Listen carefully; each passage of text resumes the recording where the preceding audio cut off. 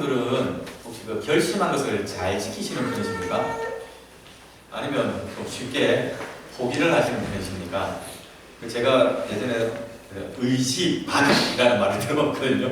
의지가 굉장히 얇고 약하다는 얘기죠, 그죠? 어떤 사람들은 결심한 것이 있으면 그 의지가 굉장히 강해서 그 결심한 것을 어떠한 상황이든 환경이 되도 바꾸지 않고 끝까지 밀고 나서 지키는 그런 사람이 있고요. 또 어떤 사람들은 결심을 하긴 했는데 그 결심을 지키다가 또 다른 것에 관심이 갑자기 또 생깁니다. 그래서 또 그것에 대해서 또 결심하고요. 또 그것을 찾아가고요. 뭐 그렇게 살아가는 사람들도 있습니다. 그죠? 무엇이 어떤 태도가 옳다, 좋다, 나쁘다라고 평가를 할 필요는 없을 것 같습니다. 그런데 보통 일반적으로 말을 할 때 뜻을 세우고 그 결심한 것을 그대로 지켜나가면 보통 가시적인 성과가 좀 더 눈에 띄게 잘 나타난다고 그렇게 이야기들을 하지요. 그죠? 그래서 아마 사람들이 그 7번 넘어져도 8번 일어나라. 7전8기의 정신, 영어로 치면 never give up이죠. 그런 정신을 강조하는 게 아닌가 싶습니다.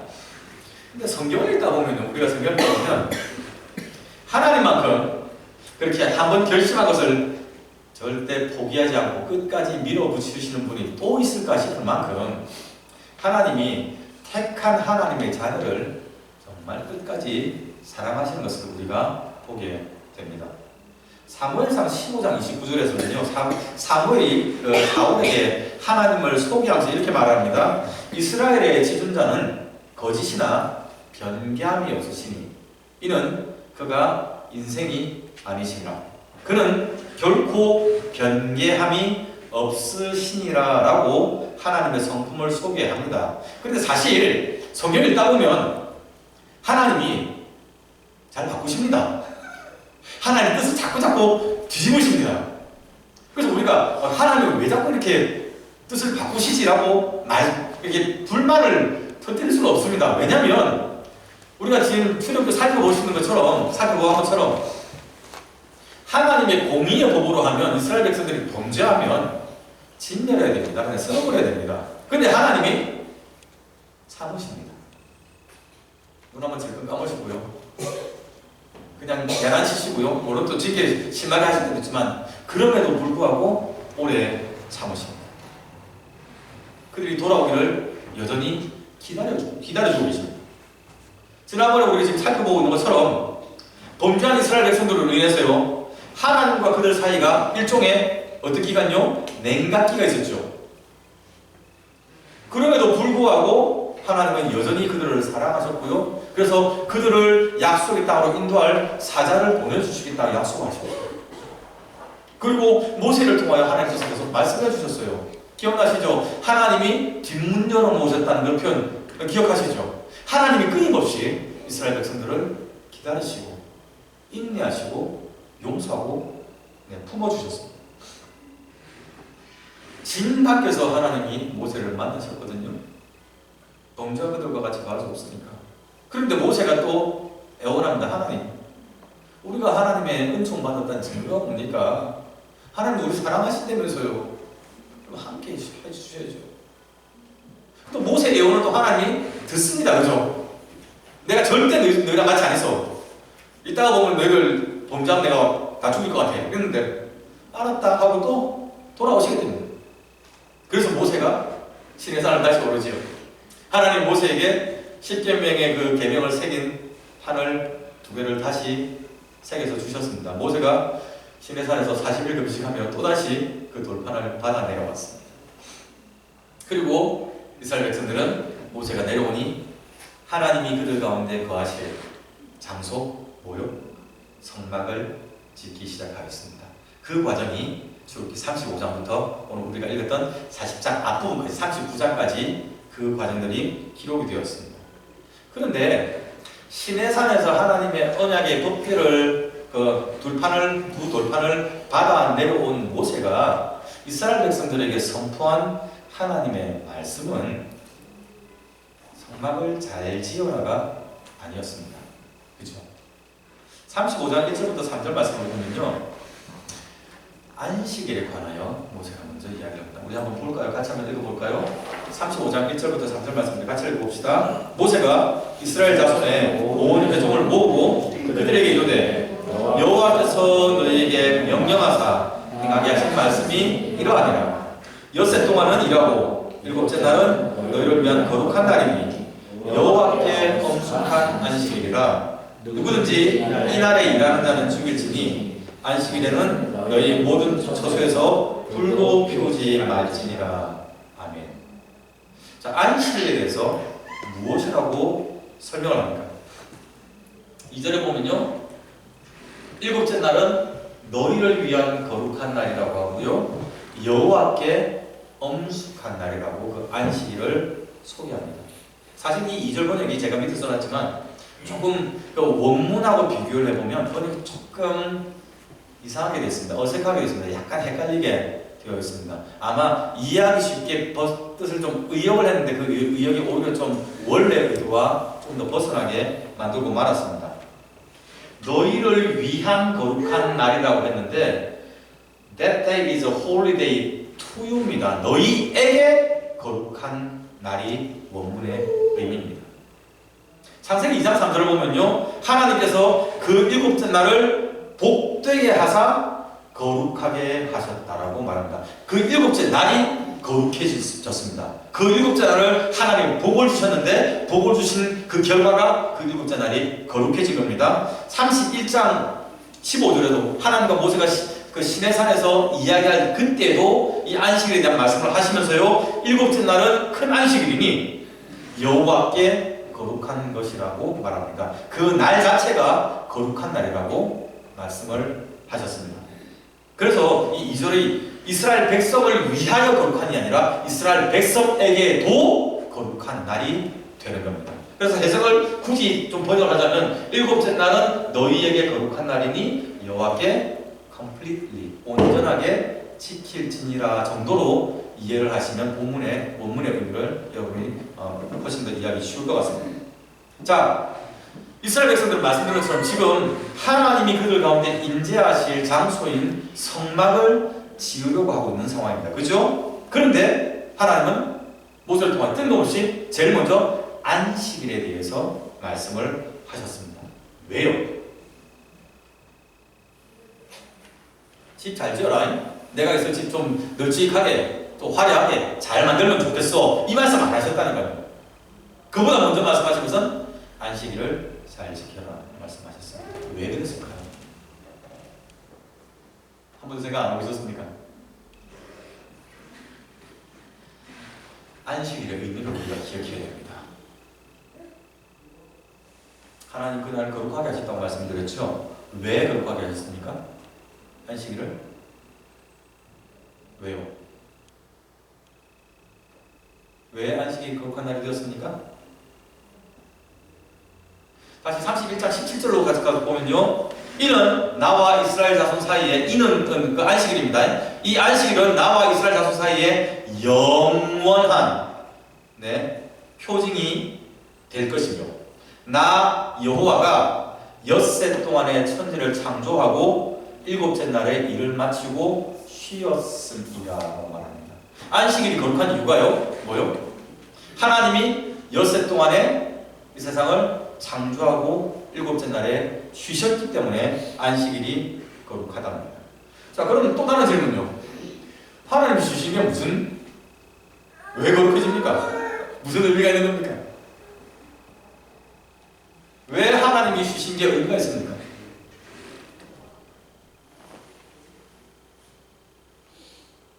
하나님의 쉼을, 일곱째 날의 쉼은 그 앞에 첫째 날부터 여섯째 날까지 하나님의 일하심이 전제가 되고 있습니다. 그렇죠? 이 세상을 창조하시기 전에는 흑암이 있었고요. 하나님 신경의 수명이 운행하셨고요. 그냥 존재하신 겁니다. 그런데 하나님께서 이 세상을 창조를 하신 겁니다. 그리고 일곱째 날에 쉬신 겁니다. 그러니까 안식일은 창조가 있기 때문에 안식일이 의미가 있어지는 겁니다. 우리가 안식일을 지키는 이유는 하나님이 우리를 창조하신 것을 기억하고 인정하고 감사하는 날이기 때문에 그 날이 의미가 있는 겁니다. 지금 이스라엘 백성들이 하나님이 임재하실 그 성막을 만들기 전에 그들이 만드는 이 성막이 누구를 위한 것인지를 먼저 기억하게 하시는 겁니다. 이 세상을 만드신 하나님, 그들의 조상 아브라함을 창조하시고 그에게 약속하셨던 하나님, 이삭과 야곱과 요셉과 그 이후의 모든 후손들에게, 지금 이스라엘 백성들 입장에서는 조상들에게 그들을 창조하시고 그들을 인도하신 하나님, 지금 그들을 이집트로부터 구원해내신 구원의 하나님, 그리고 자신들을 약속의 땅 가나안으로 인도하실 전능하신 하나님이 거주할 장소, 그 장소를 우리가 만드는구나 알게 하는 겁니다. 다시 말씀드립니다. 그 장소가 중요한 것이 아니라 그 장소에 임재하실 하나님이 어떤 분이신지를 먼저 기억하고 알게 하시려는 겁니다. 백성들이 성막을 짓기 시작했습니다. 청색, 자색, 홍색실, 가는 내실, 염소털, 붉게 물들인 순양의 가죽, 해달의 가죽, 조각목, 등류, 향품, 수없이 많은 보석들을 모세에게 가져왔다. 백성들이 자원해서 발런티어리, 자발적으로 하나님 성전을 짓겠다고 하니까, 이런 물건이 필요하다고 하니까 자기들이 그것을 가져왔습니다. 어떤 사람 집에 있는 것을 가져왔을 것이고요, 어떤 사람들은 실을 짓고 염색을 하고 해가지고 그것을 만들어서 가져왔을 것입니다. 35장을 보면요, 백성들이 가져온 그 물건들이 너무 많아가지고 성막을 짓기에 충분했더랍니다. 그래서 모세가 백성들에게 그만 가져와도 된다, 더 이상 만들지 말아라라고 말할 만큼 백성들이 아낌없이 하나님께 봉헌을, 우리가 보는 것처럼 헌물을 했던 겁니다. 그것들을 가지고 부살렐과 오홀리압이라는 이 사람과, 그리고 그 외에 마음이 지혜로운 사람들, 하나님이 재능 주셨던 사람들이 하나님의 성막을 짓기 시작했습니다. 이 과정들이 35장부터 39장까지의 기록이 되어 있는 겁니다. 성막세미나를 저도 여러 번 다녀봤습니다. 특별히 외국에도 마찬가지고요, 한국에도 그런 목사님들 많이 계십니다. 성막에 거의 목회에 모든 것을 다 거신 분들이 계십니다. 그래서 굉장히 귀한 재료들, 한국에 가져오기 힘든 그런 재료를 구해가지고 성경에 기록된 대로 성막의 모형을 만들고 그것들의 의미를 연구하고 그 받았던 은혜를 함께 나누는 그런 분들이 많이 계십니다. 참 귀하고 은혜롭습니다. 근데 저는 여러분들이 이 본문을 읽으실 때 굳이 청색, 자색, 홍색실의 의미에 너무 그렇게 집중 안 하셔도 될 것 같아요. 언약궤에 정금으로 감쌌다는 이 정금의 무슨 의미인지를 여러분이 거기에 너무 시간을 들이지 않으셔도 괜찮을 것 같습니다. 그것 말고요, 이렇게 복잡한 그 내용들이 설명하신 이유는요, 제가 그 말씀드린 것처럼 한 두세 가지로 우리가 요약을 해보셨습니다. 백성들이 자원했다는 것 하나 나타나는 것 하나 있고요. 두 번째는 그들이 부살렐과 오홀리압과 다른 모든 헌신하셨던 분들이 하나님의 성막을 지을 때 하나님의 말씀하신 대로 하나님의 말씀을 따라하셨다는 사실이 훨씬 더 중요합니다. 35장부터 39장까지 그 5장 사이에 여호와의 명령하신 대로 행하였더라, 만들었더라는 표현이 18번이 나옵니다. 상상되시죠?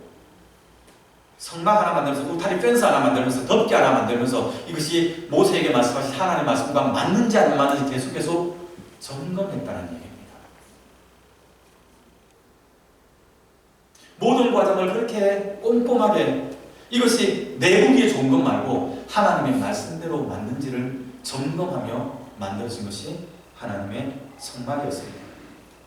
저는 오늘 이 본문을 준비하면서 저나 여러분이 우리가 하나님께 올려드리는 이 귀한 헌신들이, 손님들이, 자원하는 마음들이 하나님 말씀, 하나님 뜻과 얼마나 많은지 점검할 수 있기를 바랍니다. 이스라엘 백성들처럼 우리도 하나님께 지금까지 많은 헌신들을 해왔습니다. 물질도 아낌없이 드렸고요, 시간도 드렸고요, 재능도 드렸고요. 하나님께서 그 마음을 지혜롭게 하실 때, 은사 주신 사람에 대한 표현이 그렇습니다.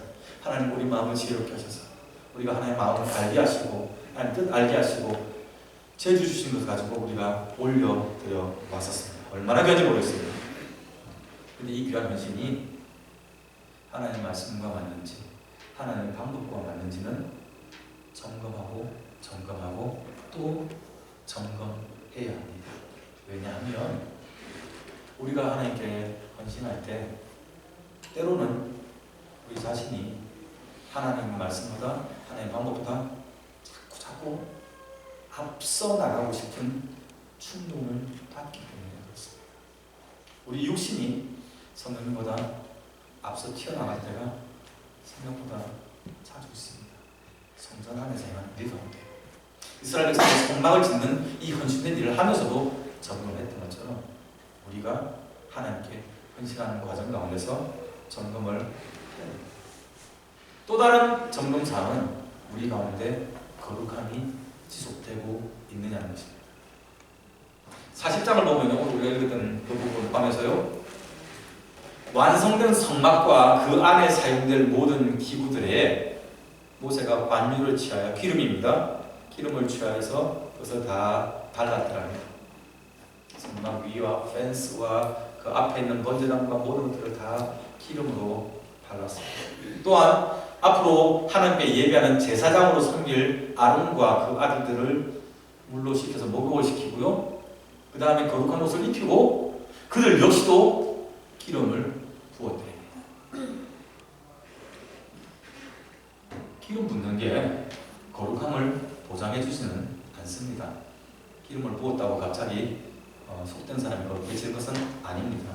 그러나 성막과 그 안에 있는 거기 사용되는 물건들, 그리고 아론과 그 아들들을 구별하여 그들에게 기름 붓는 이 행위는 명확하게 하나님 뜻하신 의도는 그렇게 함으로 그들을 거룩하게 한다는 겁니다. 재밌는 성경 표현이죠. 기름을 부어서 그들이 거룩하여졌다라고 성경이 선언을 합니다. 다시 말씀드려요. 기름이 우리를 거룩하게 하는 것이 아니고요, 구별하는 그 행위로 말미암아 거룩해졌다고 하나님이 선언을 하신 것입니다. 성경에서 이 거룩이라는 말은 항상 하나님과 연관되어서 설명됩니다. 예배하는 이 장소, 이 건물, 이 빌딩요, 이것이 하나님과 연관되니까 이것이 성전이 되었습니다. 시스템들요, 이것들이 노래방에 갔으면 그냥 있었고 집에 있으면 그냥 뮤직하는 프로젝트 아닙니까? 영화 보는 프로젝트 아닙니까? 그런데 이것이 하나님께 예배하기 위해서 봉헌된 구별되다 보니까 이것을 우리가 성물이라고 부릅니다. 저와 여러분이 이 땅을 살아가면서 그냥 하나님 알지 못하는 사람과 동일하게 먹고 마시고 춤추고 즐육신을 따라 살아갈 수 있지만 하나님을 믿는 사람은 하나님의 언약 백성이 되니까 우리를 뭐라고 부릅니까? 성도라고 부릅니다. 거룩함은 항상 하나님과 연결될 때 그것이 의미가 있어진다. 그렇다면요, 하나님이 우리 가운데 거하시는 성전된 우리가 지금 거룩한지, 우리 가운데 육신의 죄악됨을 끊어내기 위한 몸부림들이 있는지는 점검하셔야 됩니다. 생각보다 자주, 생각보다 많이, 제 식대로 하면 매 순간 점검하고 돌이키는 몸부림들이 우리 가운데 요구가 됩니다. 자, 성막을 완성하고요, 거룩하게 하는 과정을 마치고 나니까 우리가 오늘 본문 읽은 것처럼 구름이 회막 위에 덮이고요, 여호와의 영광이 성전에 충만했더랍니다. 성막에서 하나님과 대면하며 하나님의 뜻을 들어왔던 모세조차도 하나님의 이 성막에 들어가지 못할 만큼 하나님의 영광이 가득했고 그 임재하심이 명확했고 충만했습니다. 그리고 그날로부터 이스라엘 백성들이 하나님의 임재를 상징하는 이 구름 기둥과 불 기둥을 보며 그것의 인도하심을 따랐습니다. 구름이 그들 가운데서 이 성막에서 떠오르면 짐 쌌습니다. 야 가자. 텐트 걷었습니다. 그리고 진행하였습니다. 구름이 성막 위에 같이 다시 내려앉으면 아 여기서 쉬는가 보다 하고 그때 짐 풀었습니다. 밤에도 불기둥이 성막 가운데 있으면서 하나님의 임재와 영광을 나타내었고 그들이 하나님 계심을 바라보며 안심하며 살아갈 수가 있었습니다. 그러니까 40장이 끝나면서 보여준 것은 그들이 하나님과 동행하였다는 사실을 우리에게 알려주고 있는 겁니다. 35장부터 40장을 시간 순서에 따라 이렇게 해석을 해버리면요, 근데 약간 좀 문제가 생깁니다. 오늘 우리가 살펴본 것처럼 이스라엘 백성들이 성막을 짓기 위하여 만들기 위하여 자원하여 하나님께 예물을 갖다 드리고 하나님께 헌신된 사람들이 헌신하고 봉사하여 성막을 만들어서 하나님께 바쳐드렸더니 하나님께서 그 성막에 임재하시고 영광을 나타내셨더라라고 결론을 지어버린다면 뭐 감사하고 은혜롭긴 한데요, 하나님 뜻과는 조금 달라진다고 보여집니다. 자칫 잘못하면요, 우리 인간들의 행위가 이렇게 하고 우리가 근신하고 자원하고 봉헌하고 헌신하면 하나님이 은혜를 내려주신다라고 해석을 하기 쉬워집니다. 구별하셔야 됩니다. 이거 하나님의 임재와 하나님의 은혜의 원인이 인간의 행위에 있지 않습니다. 우리가 기도했더니 우리가 헌금 드렸더니 하나님 복 주셨다 하는 얘기는요, 우리가 어디 vending 자판기에 가서 동전 넣었더니 돈 넣었더니 물건 나왔다는 얘기랑 똑같아지는 겁니다. 하나님이 우리가 컨트롤할 수 있는 그런 존재로 하나님을 낮추게 되는 겁니다. 35장부터 40장까지 내용을 가지고 봉사하고 헌신할 때 하나님이 임재하셨다라고 끝을 내버리면 하나님 잘못하는 겁니다. 그 앞서 하나님이 먼저 말씀하셨습니다. 내가 너희와 함께 있겠다. 내가 너희 용납하겠다. 내가 너희 품겠다. 내가 너희 가운데 임하겠다라고 하나님이 먼저 선포하셨습니다. 하나님의 계획을 알게 된 사람들이 반응하며 자원하고 헌신하며 나온 겁니다. 그 결과 그들이 하나님의 은혜를 오늘 본문의 표현대로면 충만하신 하나님의 임재를 경험하는 은혜를 덧입게 된 겁니다. 그죠? 상상해보세요, 여러분. 이스라엘 백성들이 하나님께 성막에 사용된 물건들을 만들기 시작했거든요. 상황이 우리처럼 이렇게 편한 것도 아닙니다. 좋은 의자에 앉아서 재봉틀 가지고 이렇게 미싱해가지고 틀을 만들고 그 다음에 직조해서 뽑아내는 것 아닙니다. 아니면 좋은 가게 가서 제일 고급 그 직물들 사온 게 아니잖아요. 양털을 깎고 거기다가 그 물을 들이고 그 다음에 그 털을 뽑아내서 그거를 실로 만들고요. 보석을 정제하고요. 짐승을 잡아서 가죽을 염색하고요. 하나도 쉽지 않습니다. 불편하고 어렵고 손 많이 가는 그 일들을 그들이 했습니다. 그런데 이 사람들이 그 헌물을 준비할 때 불평했을까요, 여러분? 이스라엘 백성들이? 분명히 감사와 기쁨으로 성경에 말하는 자원하는 말은 volunteer, 억지로 한 게 아니라 원해서 그 일들을 했더랍니다. 우리가 앞서 살펴볼 때 25장부터 31장 살펴볼 때 하나님께서 모세와 대면하며 말씀하실 때 그때 하나님이 이스라엘 백성들과 누릴 수 있는 그 헌인문을 준비하며 기뻐하며 감격하며 흥분되는 그 마음이라고 제가 설명을 드렸던 거 기억하시죠? 하나님이 계획했던 그 헌인문이 지금 35장 이후에 죄송합니다. 35장 이후에 이제야 실현되기 시작을 하는 겁니다. 실짓고 그 다음에 기름 짜고 보석 닦으면서 땀 흘려 수고하면서 이 이스라엘 백성들이 분명히 기쁨과 감사와 또 보람이 훨씬 더 많았을 겁니다. 그 시간들이, 그 헌신들이 이 사람들이 평생을 두고 기억에 남을 하나님을 위하여 올려드린 헌신, 하나님 안에서 누렸던 땀 흘렸던 그 수고에 대한 아름다운 추억으로 남아 있을 것입니다. 사실은 진작부터 이런 시간 가졌어야 했잖아요. 그런데 금송아지 사건 치는 바람에 많이 돌아온 겁니다. 시간 낭비했고요, 물질 낭비했고요, 감정 소모했고요, 무엇보다 소중한 생명들이 3,000명이나 죽임을 당하는 큰 희생을 치루었어요. 했습니다. 모세도 마찬가지예요. 40일 금식 또 했잖아요. 80대 할아버지가 또 굶었습니다.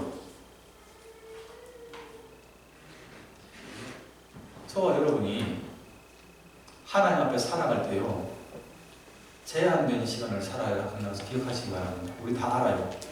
한 번 사는 인생이잖아요. 하나님이 우리가 교제하기 원하시는 건 우리 알고 있습니다.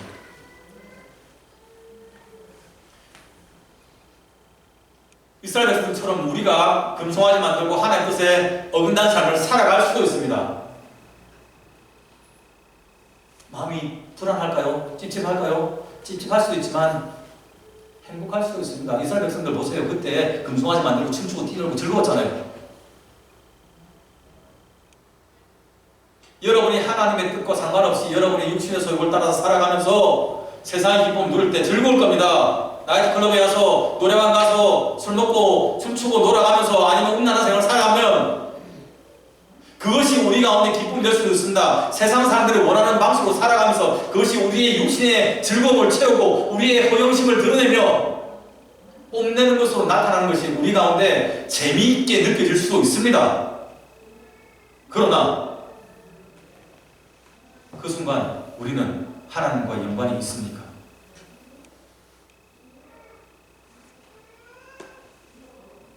결혼생활 하시는 부부들은 더 잘 알잖아요.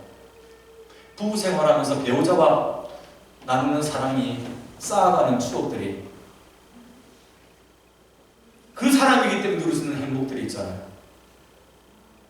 여러분 다른 사람 만나서 잘 살았을 거예요. 근데 지금 배우자와 우리는 그 사람과 그 추억은 없잖아요. 제가 여러 번 들었죠. 젊었을 때 방탕하다가 가정 버리고 딴짓하고 돌다가 나들어서 조강지처 찾아온 사람들, 조강지처가 마음이 좋아서 용납하고 살아가는 수도 있습니다. 근데 그 사람 결혼생활 정리할 때 뭐예요? 그 배우자랑 남은 사람 없잖아요. 우리가 하나님과 교제하며 푸른 기둥 불기둥으로 인도하시는 하나님의 인도하심을 따라 살아가며 누리는 감사와 기쁨들, 올려드린 여러분의 자발적인 헌신들, 그리고 보신 하나님의 은혜들, 이러한 증거들이 많아지기를 바랍니다. 하나님과 여러분, 하나님과 우리 사이에 나누고 있는 관계들이, 은혜의 체험들이 더 풍성해질 수 있기를 바랍니다. 헌신원들이 하나님과 동행하며 교제하는 것들이 더 깊어지고 풍성해지기를 바랍니다.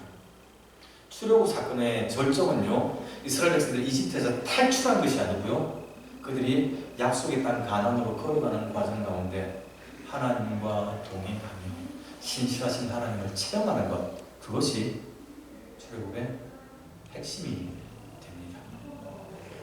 하나님을 모신 사람으로서 저와 여러분이 이 자리에 서 있습니다. 우리 삶 가운데 충만하신 하나님의 영광을 날마다 경험할 수 있기를 바랍니다. 하나님 오실 준비 되어 계세요. 오시겠대요. 부어주시겠대요. 그 영광을 우리가 바라보며 우리 시선이 흔들리지 않기를 바랍니다. 말씀하시는 하나님의 음성에 우리가 순종할 수 있기 바랍니다. 가라는 가고 서라는 그 사인에 우리가 명확하게 순종하며 행할 수 있기를 바랍니다. 여러분 삶 가운데 순종의 열매가 더 풍성히 맺혀지는 은혜가 가득하기를 축원합니다. 기도합시다. 감사합니다. 저희를 사랑하시고 용납하시고 오래 참